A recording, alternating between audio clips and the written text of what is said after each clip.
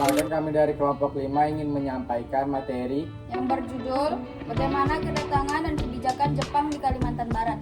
Perkenalkan, nama saya Joyce Yago. Nama saya Di Ramadandi. Saya Ahmad Didi Wahidi. Saya Aisyah Mutia. Saya Livia Ngalia. Saya Triwah Yuda. Latar belakang penduduk Jepang. Jepang memasuki wilayah Kalimantan Barat pada awal tahun 1942 sebagai bagian dari ekspansi militer mereka di Asia Tenggara. Mereka bermaksud merebut sumber daya alam yang melimpah seperti karet, minyak bumi, dan kayu untuk mendukung upaya perang. Jepang mendarat di wilayah pesisir Kalimantan Barat termasuk Pontianak tanpa perlawanan berarti karena pasukan kolonial Belanda sudah melemah akibat serangan-serangan sebelum di wilayah lain. Pada Maret 1942, Jepang sepenuhnya menguasai Kalimantan, termasuk Pontianak.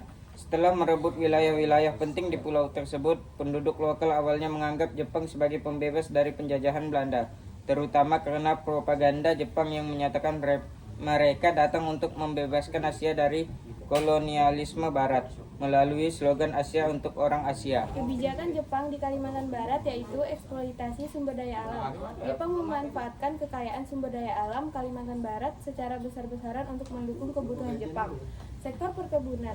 Hasil karet dari Kalimantan Barat menjadi komoditas utama yang dikirim ke Jepang untuk kebutuhan militer. Eksploitasi hutan dan tambang. Kayu dan hasil tambang lainnya seperti bauksit juga diambil secara paksa untuk mendukung logistik perang. Penduduk lokal sering dipaksa bekerja tanpa upah atau hanya diberi makanan seadanya.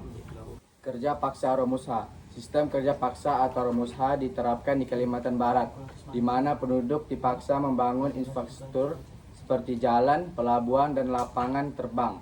Kondisi kerja sangat buruk dengan minimnya makanan dan obat-obatan, sehingga banyak pekerja meninggal karena kelaparan, kelelahan, atau penyakit.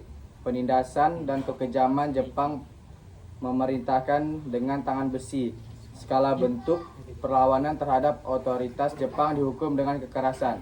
Salah satu peristiwa paling kejam adalah pembantaian Mandor atau Mandor Massacre pada tahun 1943 sampai 1944. Jepang menuduh adanya konspirasi pemberontakan yang melibatkan masyarakat lokal sehingga mereka menangkap dan mengeksekusi ribuan orang. Korban termasuk tokoh adat, guru dokter, pedagang, dan pejabat lokal. Diperkirakan sekitar 21.000 orang tewas dalam tragedi ini. Pembantaian ini meninggalkan trauma mendalam bagi masyarakat Kalimantan Barat. Propaganda dan pendidikan. Jepang berusaha menghapus pengaruh kolonial Belanda dan Barat dengan memperkenalkan pendidikan yang berbasis budaya Jepang. Bahasa Jepang diajarkan di sekolah-sekolah dan lagu-lagu serta upacara kebangsaan Jepang diperkenalkan. Propaganda Jepang menggunakan slogan seperti Hakko Ichu, persatuan dunia di bawah Jepang, untuk menarik dukungan masyarakat lokal. Pembentukan organisasi lokal. Jepang membentuk organisasi-organisasi semi militer untuk mengontrol masyarakat dan melatih mereka dalam disiplin militer. Keibodan, organisasi keamanan sipil yang melibatkan pemuda lokal untuk membantu menjaga keamanan di desa-desa. Heiho, pasukan pembantu tentara Jepang yang melibatkan penduduk lokal. Anggotanya dilatih untuk mendukung operasi militer Jepang.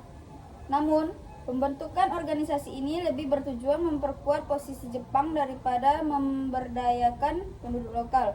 Kontrol ketat terhadap masyarakat. Jepang menerapkan sistem kontrol yang ketat terhadap masyarakat, termasuk pengawasan terhadap gerakan penduduk, penyitaan harta benda, dan pelarangan budaya Barat. Sistem pemerintahan lokal diubah untuk memastikan semua keputusan dibuat berdasarkan kepentingan Jepang. Sekian dari kami dari kelompok 5 dan terima kasih. Dadah. Dadah. Ya.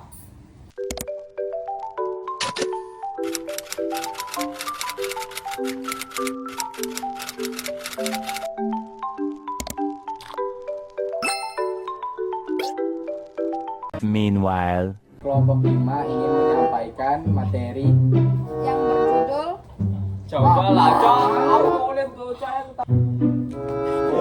Allah. terhadap otoritas. Mandor asas Mandor Masakre. Ya, Masakre.